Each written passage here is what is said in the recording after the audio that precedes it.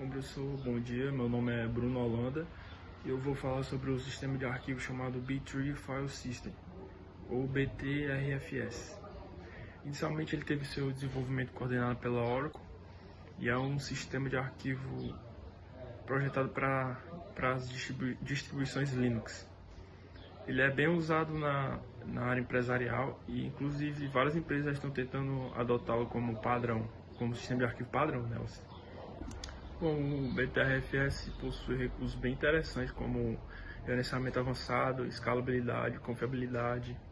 Ele foi projetado para resolver problemas de falta de agrupamento de discos e volumes, snapshots, checksums, uso de múltiplos volumes simultâneos no sistema de arquivo Linux, entre outros que os meninos vão explicar e citar ao decorrer da apresentação. O BTRFS é considerado o sistema de arquivo da próxima geração, porque ele foi projetado para tirar o máximo de proveito de dispositivos de armazenamento como o SSD, por exemplo. Ele ganhou bastante fama depois que foi usado como sistema de arquivo padrão no sistema Fedora 33. Também pelo fato dele oferecer suporte às principais distribuições Linux. O BTRFS também possui seus contras, no caso seria mais para usuários de HD que sofreriam com problemas de fragmentação, já que, como eu disse antes, esse sistema de arquivo foi projetado para SSD.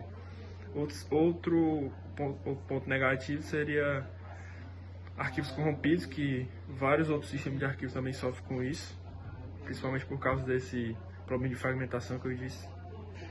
E também a falta de criptografia embutida, que é outro ponto negativo, mas nada impede de receber essa função no futuro.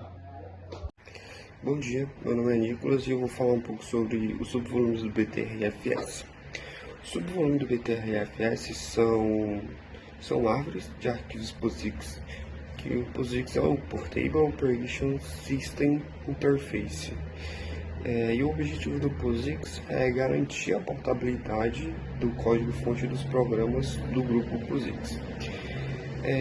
Diferente de outros arquivos POSIX, o subvolume do BTRFS contém uma raiz montável e independente, tanto para o volume quanto para o seu subvolume. Logo, o volume do BTRFS pode conter mais de uma árvore de arquivos. Existem vários esquemas básicos de layout de subvolume. Eu vou citar três aqui do subvolume BTRFS, que é o flat, no qual o subvolume filho do subvolume de nível superior está diretamente abaixo na hierarquia ou abaixo de alguns diretórios pertencentes ao subvolume de nível superior. O Nexed, que é um subvolume que estão localizados em qualquer parte da hierarquia do arquivo.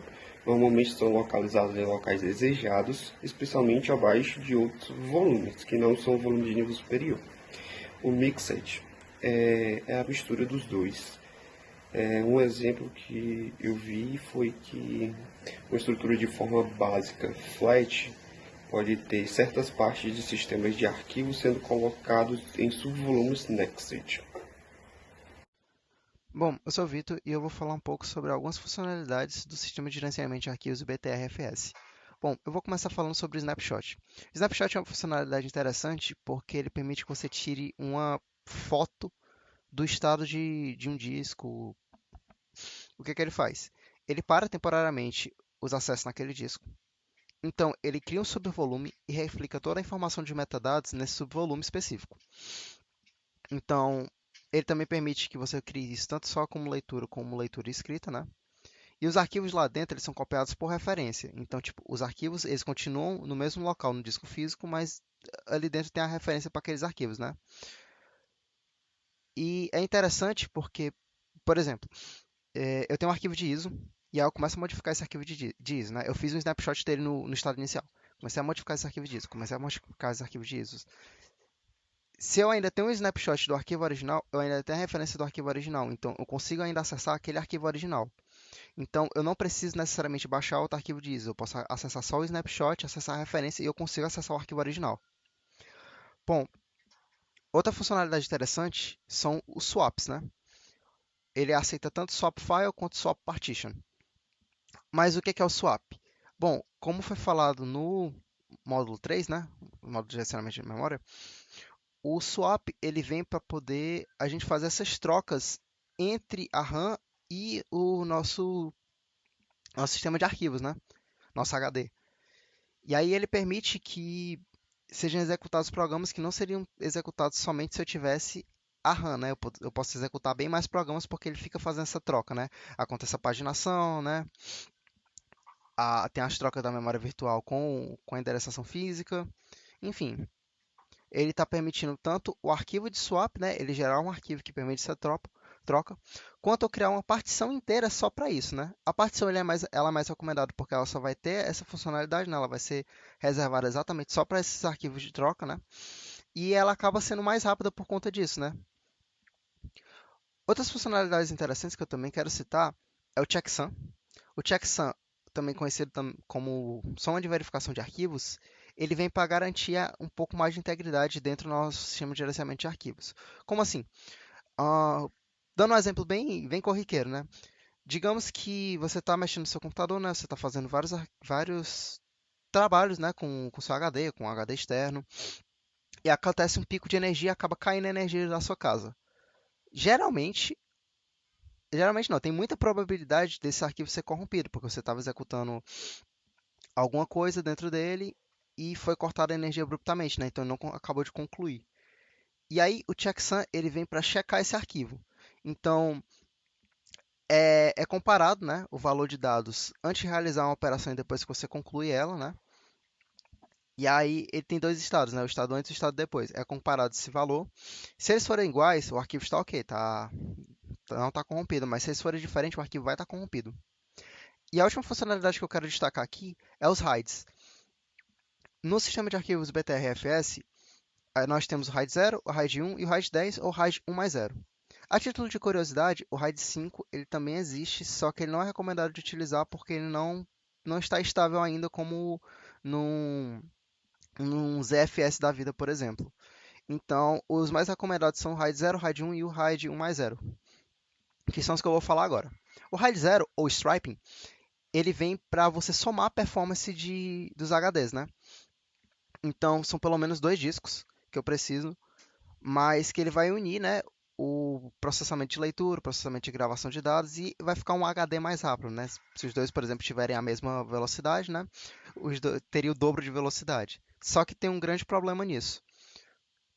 Esses arquivos, se acontecer, como eles estão sendo, entre aspas, unidos em relação de processamento, se der problema em um dos HDs, provavelmente você acaba perdendo os dois discos. Perdão. No caso, você não perde os dois discos, você perde os dados dos dois discos. E aí o RAID 0 não é recomendado por conta disso, né? Você acaba sendo muito suscetível à falha. O RAID 1, ou Mirroring, ele vem para, entre aspas, corrigir isso, né? Porque o mirroring você não tem essa soma de performances, né? Mas você tem uma maior segurança. Porque o mirroring ele faz com que esses dois HDs sejam combinados no sentido de o que tem num HD vai ter no outro.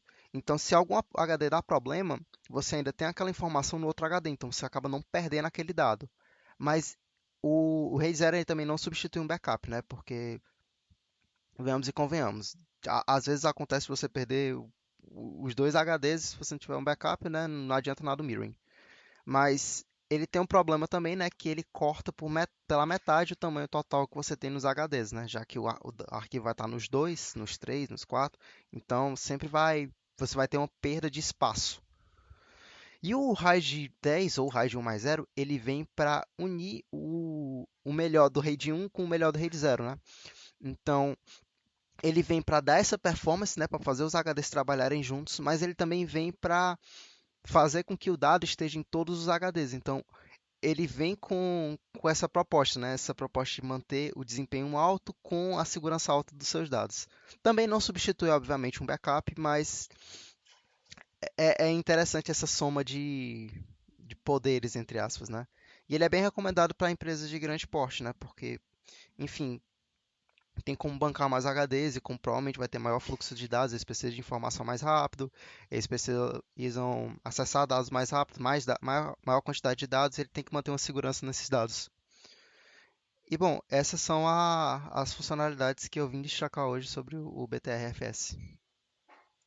Olá, meu nome é Thierry. Vamos falar aqui um pouquinho dos problemas aí do sistema BTRFS. Bom, dado que você é um usuário comum, não tem tanta experiência assim com sistemas operacionais, não sabe mexer nas flags do boot, você pode se deparar com alguns problemas. Um deles é que o sistema BTRFS ele foi programado e trabalhado em cima dos SSDs. Então, o SSD por si só já é um sistema de armazenamento que não tem problemas de fragmentação, né? Por ser algo mais avançado. Mas usuários aí de HD mecânico podem encontrar esse problema de fragmentação.